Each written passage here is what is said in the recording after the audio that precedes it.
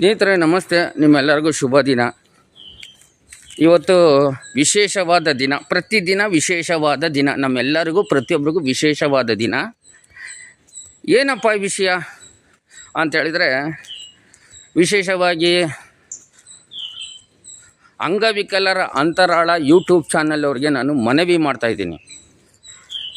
ನಮ್ಮ ವ್ಯವಸ್ಥೆ ಯಾವ ರೀತಿ ಹೋಗಿದೆ, ಯಾವ ರೀತಿ ವಿಕಲಚೇತನರಿಗೆ ಇವರು ಮರ್ಯಾದೆ ಕೊಡೋದಿಲ್ಲ. ಒಂದು ಸೆಕ್ಯೂರಿಟಿ ಗಾರ್ಡಿಂದ ನನಗೆ ಅಲ್ಲೇ ಮಾಡಿಸೋಕೆ ಮುಂದಾಗ್ತಾರೆ. ಸಿ ಕ್ಯಾಮ್ರಾ ಇದೆ, ಅಲ್ಲಿ ಸಿ ಕ್ಯಾಮ್ರಾ ಇದೆ. ನಾನು ಅದ್ರ ಬಗ್ಗೆ ಮಾಹಿತಿ ಹಾಕ್ತೀನಿ. ಅಲ್ಲಿ ಗುರ್ತಿನ ಚೀಟಿನೂ ಹಾಕೋದಿಲ್ಲ. ವಿಡಿಯೋ ಮಾಡಿದ್ರೆ ನಿಮ್ಮನ್ನು ವಿಡಿಯೋ ಮಾಡಿದ್ರೆ ಗೊತ್ತಲ್ಲೇ ನಿಮಗೆ ಭಯ ಇರುತ್ತೆ ಅವ್ರಿಗೆಲ್ಲ. ಅವರು ಗುರ್ತಿನ ಚೀಟಿನೂ ಹಾಕೋದಿಲ್ಲ. ಅಲ್ಲಿ ಕ್ಯಾಮ್ರಾ ಇದೆಯಲ್ವ ನನಗೂ ಗೊತ್ತಿಲ್ಲ. ಆದರೆ ಇಲ್ಲಿ ವಿಷಯ ನನಗೆ ಸಮಸ್ಯೆ ಆಗಿರೋದು, ಇವರು ಪಾಸ್ ಕೊಟ್ಟಿದ್ದಾರೆ. ನಿಮ್ಗೆ ಇನ್ನೊಂದು ಬಾರಿ ಹೇಳ್ತೀನಿ ನಾನು.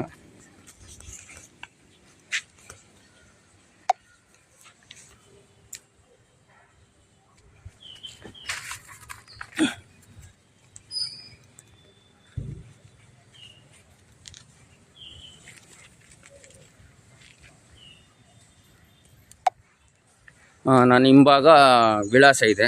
ನಾನು ಅಲ್ಲಿ ಕೇಂದ್ರ ಕಚೇರಿ ಕೊಡ್ತೀನಿ. ಇವರು ಪಾಸ್ ಕೊಟ್ಟಿದ್ದಾರೆ, ನನಗೆ ತಿದ್ದುಪಡಿ ಮಾಡಿದ್ದಾರೆ. 660 ರೂಪಾಯಿ. ನಾನು ಆಧಾರ್ ಕಾರ್ಡ್ ತೊಗೊಂಡೋಗಿ ಫ್ರೀಯಾಗಿ ಹೋಗೋಕ್ಕಾಗೋದಿಲ್ಲ. 660 ರೂಪಾಯಿ ಕೊಟ್ಟು ನಾನು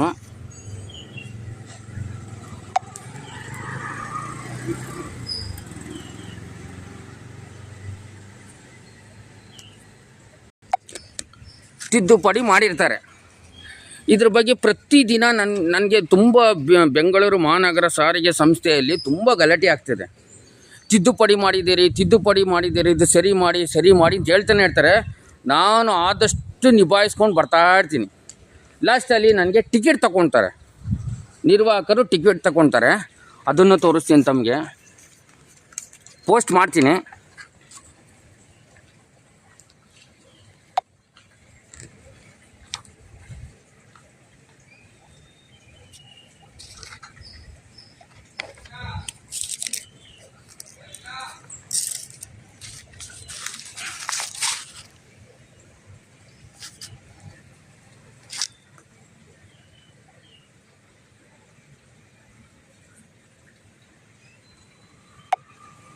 ಪೋಸ್ಟ್ ಮಾಡ್ತೀನಿ, ನಿಮಗೆ ಗೊತ್ತಾಗಲಿ.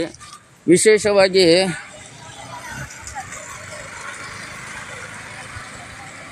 ಅಂಗವಿಕಲರ ಅಂತರಾಳ ಯೂಟ್ಯೂಬ್ ಚಾನಲ್ನಲ್ಲಿ ಈಗ ಪ್ರಸಾರ ಆಗುತ್ತೆ. ನಾನು ಕೇಂದ್ರ ಕಚೇರಿಗೆ ಹೋಗ್ತೀನಿ, ಅಲ್ಲಿ ಬಿಡೋದಿಲ್ಲ. ಟಪಾಲು ಹಾಕಿಸ್ಕೊಂಡೇ ಬರ್ತೀನಿ. ಟಪಾಲು ಹಾಕಿಸ್ತೀನಿ, ಬಿಡೋದಿಲ್ಲ. ಅಲ್ಲಿ ಹೋಗಿ ದೂರು ಕೊಡ್ತೀನಿ, ಟಪಾಲು ಹಾಕಿಸ್ಕೊಂಡೇ ಬರ್ತೀನಿ. ಇಲ್ಲಿ ಟಪಾಲು ಹಾಕೋದಿಲ್ಲ ಅಂತ ಗೂಂಡಾ ವರ್ತನೆ ಮಾಡ್ತಾರೆ ರೀ. ಗೂಂಡಾಗಿರಿ ಮಾಡ್ತಾರೆ. ಗೂಂಡಾಗಿರಿ ಮಾಡೋ ವ್ಯಕ್ತಿಗಳು ಕರ್ನಾಟಕ ರಾಜ್ಯ ರಸ್ತೆ ಸಾರಿಗೆ ನಿಗಮ ಬೆಂಗಳೂರು ಕೇಂದ್ರೀಯ ವಿಭಾಗೀಯ ಕಚೇರಿ ಗೂಂಡಾಗಿರಿ ಮಾಡ್ತಾರೆ ವಿಕಲಚೇತರ ಮೇಲೆ. ನೋಡಿ, ಗೂಂಡಾಗಿರಿ ಮಾಡೋ ವ್ಯವಸ್ಥೆ ಇದೆ. ತಪ್ಪು ಮಾಡಿದ್ದು ಇವರೇ. ಒಂದು ಟಪಾಲ್ ತಗೊಳ್ಳಲ್ಲ ಅಂತ ಹೇಳ್ತಾರೆ, ಟಪಾಲೇ ತಗೊಳ್ಳಲ್ಲ ಅಂತ ಹೇಳ್ತಾರೆ. ಎಲ್ಲ ಸೆಕ್ಯೂರಿಟಿ ಗಾರ್ಡೆಲ್ಲ ಬಂದ್ಬಿಟ್ಟು ಏನೋ ಮಾಡ್ತೀಯಾ, ನನ್ನ ಹೆಸರು ಹಾಕೊಳ್ಳೋ, ನನ್ನ ಫೋಟೋನು ತಗೊಳ್ಳೋ ಅಂತ ಏಕವಚನದಲ್ಲಿ ಮಾತಾಡುವ ವ್ಯಕ್ತಿ. ಕೇಂದ್ರ ಕಚೇರಿ ಶಾಂತಿನಗರದಲ್ಲಿ. ಈಗ ನಾನು ನಮ್ಮ ಕೇಂದ್ರ ಕಚೇರಿಗೆ ಹೋಗಿ ಅಲ್ಲೇ ಟಪಾಲ್ ಹಾಕ್ಬಿಟ್ಟು ಬರ್ತೀನಿ. ನಾನು ಹಾಕ್ಬಿಟ್ಟು ಮತ್ತೆ ನಾನು ಬರ್ತೀನಿ, ಮತ್ತೆ ವಿಡಿಯೋ ಚಿತ್ರೀಕರಣದಲ್ಲಿ ಬರ್ತೀನಿ. ಸತ್ಯಾಂಶ ಏನು ಅಂತ ಗೊತ್ತಾಗಲಿ. ಧನ್ಯವಾದ.